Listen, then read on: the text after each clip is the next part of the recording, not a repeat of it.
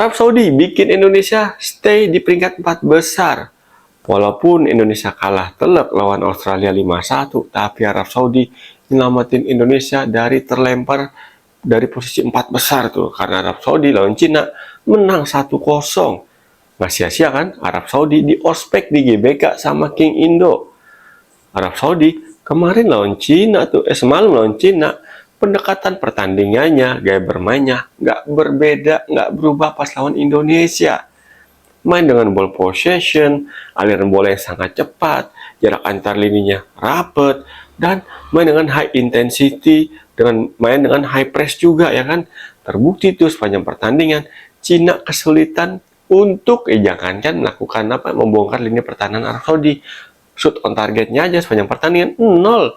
Total shootnya cuma 3 doang, Arab Saudi 19, on targetnya 7. Ini karena apa ya? Karena Arab Saudi ya bisa dibilang selain tim langganan Piala Dunia, dia udah mateng nih skuadnya ya kan, biarpun pelatihnya ganti, tapi dari sisi skuad Arab Saudi jauh lebih mateng dibandingin China. Ya, kelihatan banget kan, Al-Dawsari itu benar-benar menjadi Al-Dawsari ada dua tuh ya, dua-duanya ini benar-benar menjadi motor bagi Arab Saudi. Faisal juga oke banget performanya tuh, sama kalian Indonesia main dengan high intensity, full attack bisa dibilang ya kan, karena ball possession aja Arab Saudi 80% berbanding 20%, tapi Arab Saudi cepat ngambil pelajaran nih pasca kalahan dari Indonesia 2-0 di match sebelumnya, di match day ke-6, yaitu antisipasi dengan counter attack lawan. Terbukti kan, Cina semalam lawan Arab Saudi nggak bisa tuh ngembangin permainan, lagi melakukan serangan mematikan dari skema counter attack. Itu benar-benar udah dibendung sama Arab Saudi di pertandingan semalam. Ya walaupun gol yang tercipta cuma 1 gol doang gawang Cina, tapi ini udah lebih dari cukup bagi Arab Saudi untuk memepet Australia di peringkat 2 dengan poin 10, Arab Saudi peringkat 3 dengan poin 9. Ya cuma selisih golnya aja nih, Arab Saudi masih minus 2 kalau salah ya, Indonesia 7 di peringkat 4, poinnya 6. Terus Bahrain minus 7 juga ya, Cina yang agak banyak nih, minus 9 kalau salah tuh selisih golnya.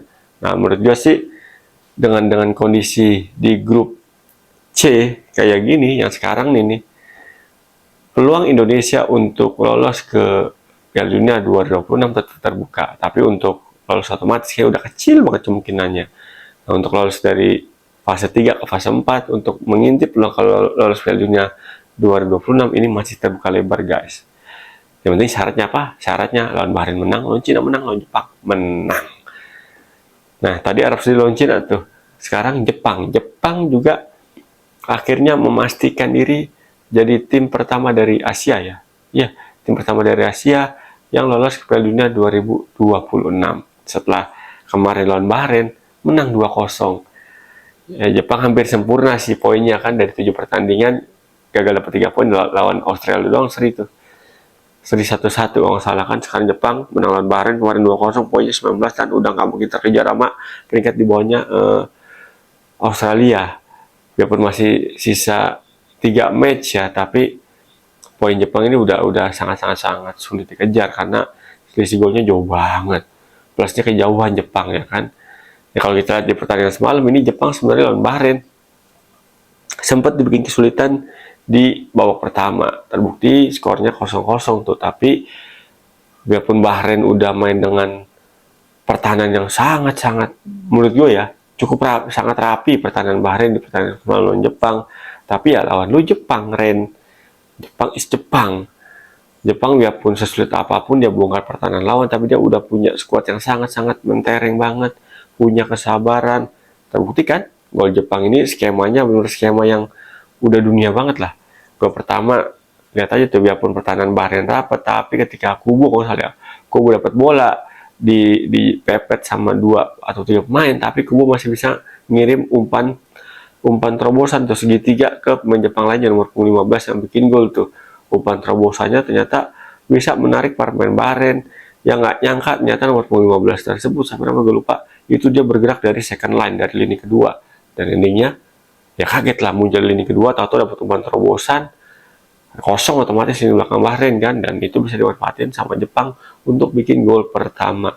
Gol kedua juga lebih luar biasa banget, lagi-lagi Kubo menjadi aktornya ya kan, mendapatkan bola dari sisi lebar lapangan, sisi kanan pertahanan Bahrain, ini Kubo langsung tusukan ke daerah mendekati kotak penalti, dan dari jarak dekat Kubo melakukan tembakan dari sudut ruang sempit. Gue aja kaget loh, padahal tuh udah ditutup ruangnya sama kiper Bahrain, tapi tendangan Kubo ini magic banget menurut gue ya kan, tahu-tahu bisa tembus ke gawang Bahrain loh. Emang sih skill sama kelas ya. Dia Kubo kan main di Real Sociedad, pernah di Madrid juga, ya udah nggak bohong, udah kualitas dari Takefusa Kubo udah nggak bisa bohong.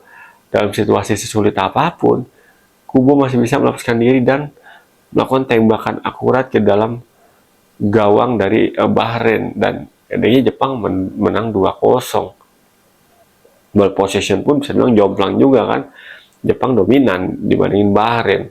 Dari kreasi peluang, Bahrain punya berapa peluang, tapi ya Jepang kipernya Suzuki juga ya luar biasa banget. Ya, secara main di Serie A kan bersama Parma ya, si Suzuki. Tapi ya kalau kita secara overall di pertandingan semalam di grup C, persaingan untuk menuju Piala Dunia masih ketat. Untuk zona otomatis peringkat 2 ya, Jepang kan udah pasti lolos tuh, masih cukup ketat. Arab Saudi masih berpotensi, dan kalau Australia nanti kepleset nih di match berikutnya lawan Cina, dan Jepang lawan Arab Saudi, Indonesia lawan Bahrain, ini masih menarik nih. Kalau kita skema apa namanya itu berandai-andainya Jepang menang lawan Arab Saudi dan Australia kalah lawan Cina, Indonesia menang lawan Bahrain, berarti kan bisa dibilang ya peluangnya jadi semakin lebih seru lagi nih. Kalau kejadian kayak gitu, berarti peluangnya kan apa namanya tuh, poin papan klasemen sementara Australia 10, Jepang 9, Indonesia 9, Cina 9 tuh. Makin menarik persaingan di grup C nih ya. Semoga hasilnya kayak gitu ya. Nanti di match ke-8 Jepang menang lawan Arab Saudi, Australia keok lawan Cina, dan Indonesia menang lawan Bahrain. Wah, kalau kejadian kayak gitu makin menarik nih. Menarik kita nantikan gimana kelanjutan persaingan di grup C nih, guna merebut satu tiket otomatis lolos Piala Dunia 2026 buat nemenin Jepang. Untuk tiket lainnya lewat zona round keempat, masih setiap tim masih punya kesempatan yang sama untuk lolos ke ronde keempat Piala Dunia 2026. Yang terpenting mah kita tetap berdoa ya, semoga Indonesia bisa merasakan Piala Dunia 2026. Dengan squad yang ada, peluang itu masih terbuka lebar guys. Thank you banget yang udah nonton konten gue. Pundit Abangan bersama channel YouTube gue Irwansyah 6160. Dukung terus perjuangan Indonesia untuk lolos ke Piala Dunia 2026. Oh iya, buat teman-teman yang menjalankan ibadah puasa Ramadan, selamat menunaikan ibadah puasa Ramadan hari ke-21. Semoga lancar sama dengan malam takbiran.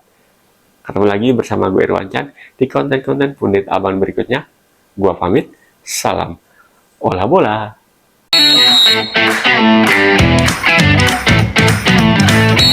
Thank you.